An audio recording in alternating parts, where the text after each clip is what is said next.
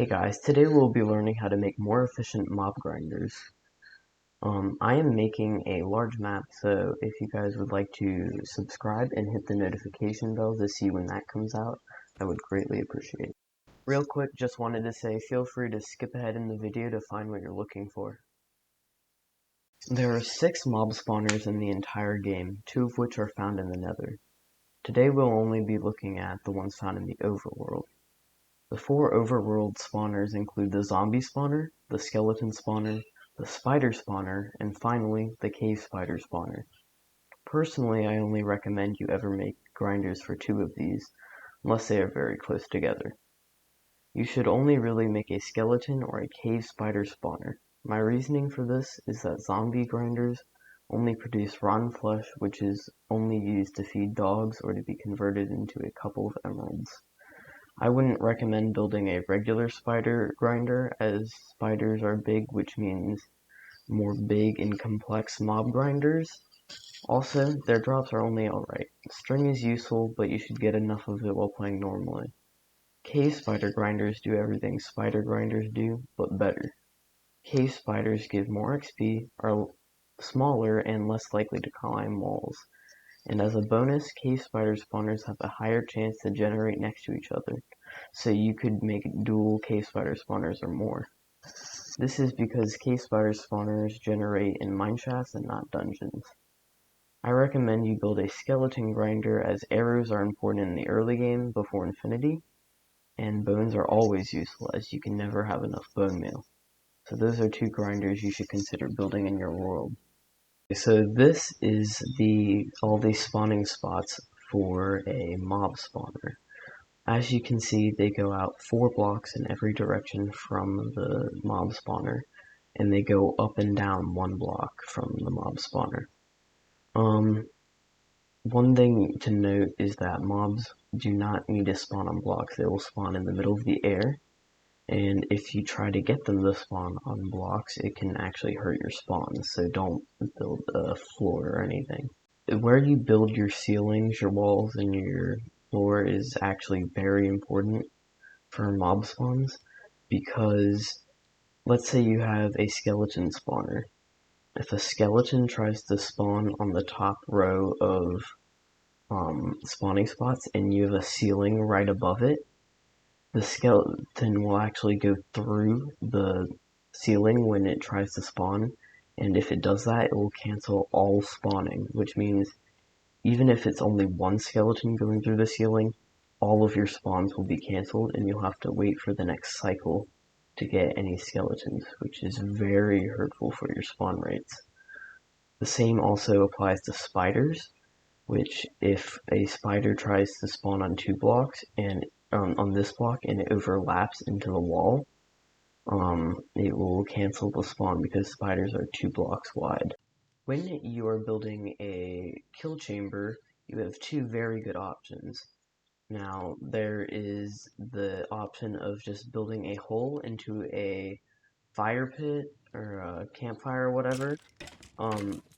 This is a very good option because they deal constant damage to the mobs, and you can actually suck items through a hopper just by placing it underneath a campfire because it's not a full block.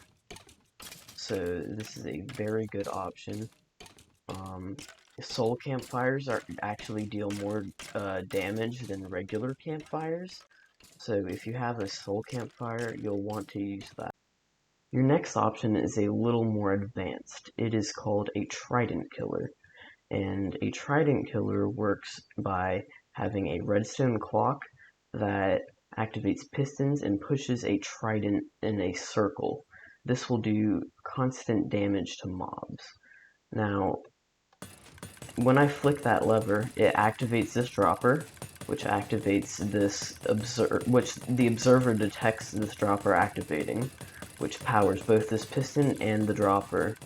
Now, you can see it just repeats in a circle, and it pushes around a trident. Now, this is an excellent option, because not only does it kill them quite quick, you also get XP, as you can see. So, because the pistons are pushing around the items as well, you only technically need one hopper. So this is a fantastic option, and it is the best one if you can afford it. One thing I completely almost forgot to tell you is that when you're holding a looting 3 sword, it almost doubles the amount of drops you get from skeletons. Well, from all mobs when you're using a trident killer.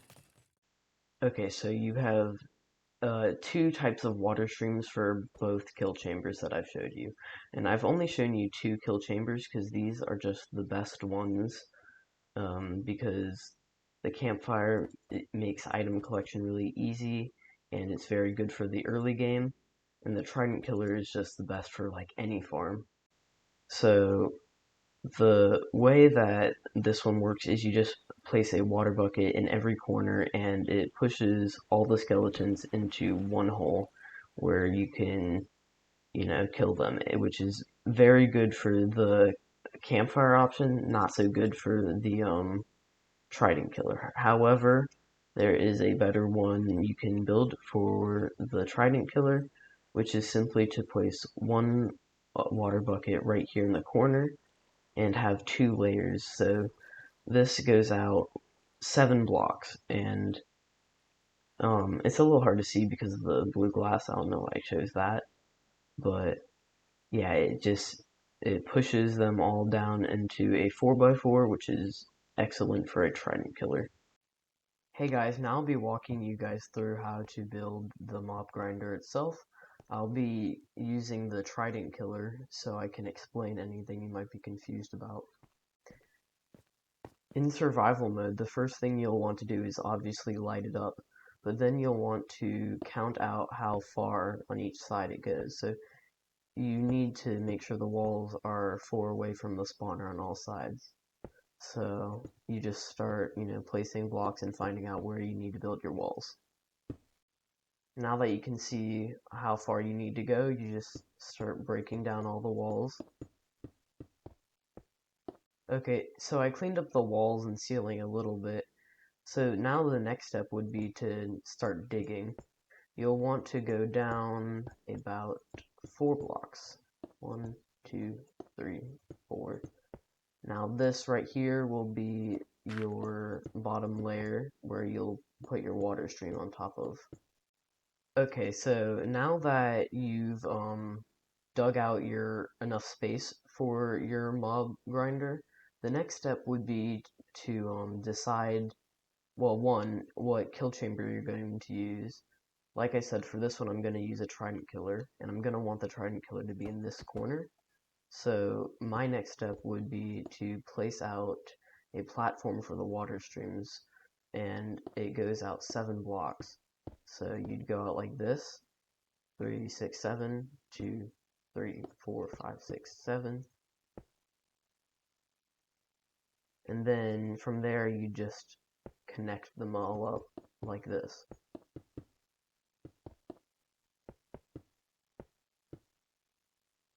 And that's how much you need for the water. Then you would start digging this 4x4 for your trident killer. Now that you can see how far you need to go, you just start breaking down all the walls. Okay, so I cleaned up the walls and ceiling a little bit. So now the next step would be to start digging. You'll want to go down about 4 blocks. 1, 2, 3, 4. Now this right here will be your bottom layer where you'll put your water stream on top of. Okay, so now that you've dug out your enough space for your mob grinder, the next step would be to decide, well, one, what kill chamber you're going to use. Like I said, for this one I'm going to use a trident killer, and I'm going to want the trident killer to be in this corner. So my next step would be to place out a platform for the water streams, and it goes out 7 blocks. So you'd go out like this, 3, 6, 7, 2, 3, 4, 5, 6, 7. And then from there you just connect them all up like this.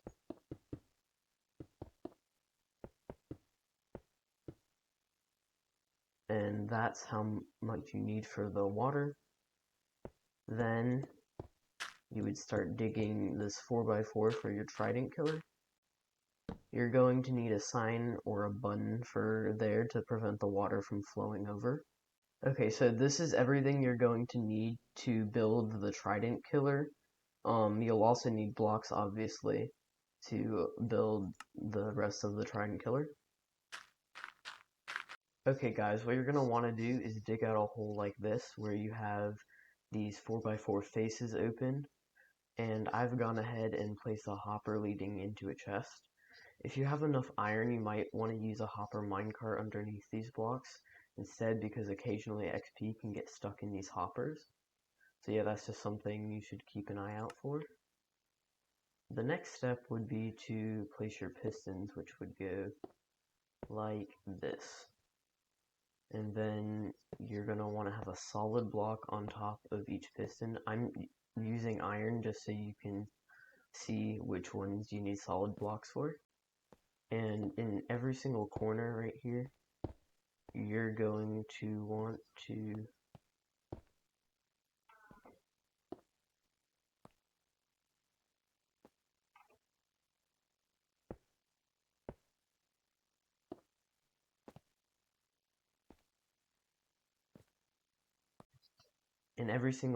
you're going to want to place one of these dispensers. It doesn't matter which way they're facing, you can place them in any direction. All that matters is that you have them placed. Then what you're going to want to do is place a observer on the you're going to want to place an observer on the actual droppers so that they detect the change in the droppers. Before you place this last one, it's probably a good idea to throw your trident or tridents. The more of the tridents you have, the more damage they'll do, so they'll kill the mobs faster. You can also use enchanted tridents, although that's kind of expensive.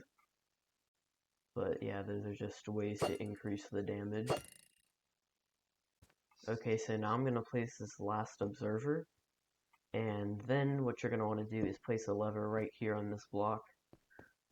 If you flick it, all 4 of them should activate once, and then as soon as you let it go, it will start the trident killer. So I've gone ahead and made this little thing here just as an escape route, which you might want to do if you're in survival mode. It doesn't really matter if you're in creative mode, obviously, but I just thought I'd show you. So what you're going to want to do is you're going to want to break all these torches really quickly and place your water in, and then you're going to want to run out here and if you were in survival mode, you'd probably want to do that faster than I did. But as you can see, you have a whole bunch of zombies piled up here. Turning this on will kill them, and you get your XP. So yeah, as you can see, there was a little bit of XP that got stuck here, but as soon as I got real close, it gave me all of it.